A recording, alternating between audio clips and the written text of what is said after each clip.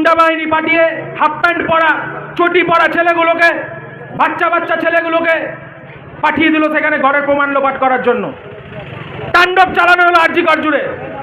আমাদের নেতৃত্বরা অবস্থান মঞ্চ থেকে বলতে লাগলো সেই সময়ে যে ওইখানে যারা আছেন তারা কেউ আমাদের লোক না, ওগুলো সব আমাদের লোক না, ওগুলো তৃণমূলের আর্মাদ বাহিনীরা আছে। আমরা বারবার বলতে থাকলাম, পুলিশ প্রশাসনকেও সজাগ করতে লাগলাম যে আমাদের লোক না, কোনো কথা শুনলাম না।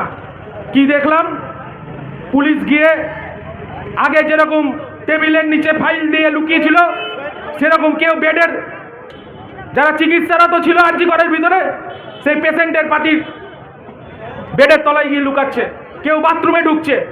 তাহলে যে পুলিশ প্রশাসন এই ঘটনাকে আটকানোর কথা, রোধ করার কথা, সেই পুলিশ গিয়ে চাদরের তলায় লুকাচ্ছে। আমরা পুলিশ প্রশাসনের দোষ দিচ্ছি। আমরা বলতে চাই যে পুলিশকে কাজ করানো হচ্ছে।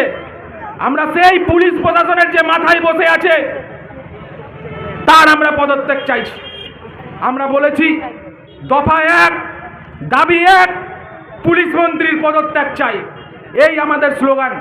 আমরা বলতে চাই গোটা রাজ্য জুড়ে শুধু ছাত্র যুব মহিলারা না, সমস্ত সাধারণ মানুষ, সমস্ত বেকার যুবক যুবতী, শিক্ষক থেকে শুরু করে বিশিষ্ট সমাজসেবী থেকে শুরু করে ব্যবসায়ী বন্ধু থেকে শুরু করে টোটো চালক ভাই থেকে শুরু করে প্রত্যেকে রাস্তায় নেমেছে আমাদের এই আন্দোলনের জন্য। শুধু এই আন্দোলন আমাদের না, আমার আপনার বাড়ির ঘরের ছেলে মেয়েদের জন্য এই আন্দোলনে নামতে হচ্ছে। এই জাস্টিস পেতেই হবে আমাদেরকে।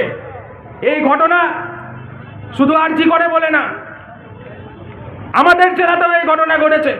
এই সাব ডিভিশনের হরিশ্চন্দ্রপুরের ঘটনা আপনারা জানেন। ক্লাস 4-এর বাচ্চাকে তার স্কুল থেকে ফেরার পথে রেল লাইনের ধারে তাকে চোপানো হয়। সে মৃত্যুর সাথে পাঞ্জা লড়ছিল আমাদের মেডিকেল কলেজে, আমরা দেখে এসেছিলাম।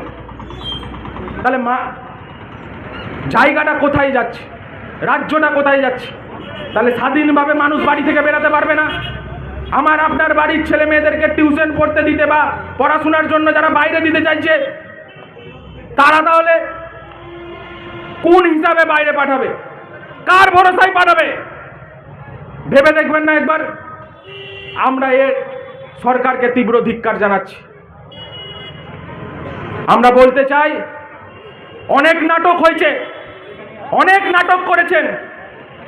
আমরা রাজ্যের প্রশাসনের দেখছি নাটক, আর সিবিআই হাতে কেস আছে, সিবিআই নাটক চালাচ্ছে।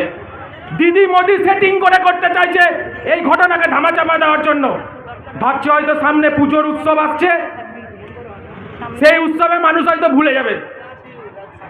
অনেক ক্লাব, স্বেচ্ছাসেবী সংস্থা সজাগ হয়েছে, তারা এই সরকারের দানের টাকা ফেরত দিচ্ছে। কেন দিচ্ছে? তাদের মনে খোঁটা যাচ্ছে, তাদের মনে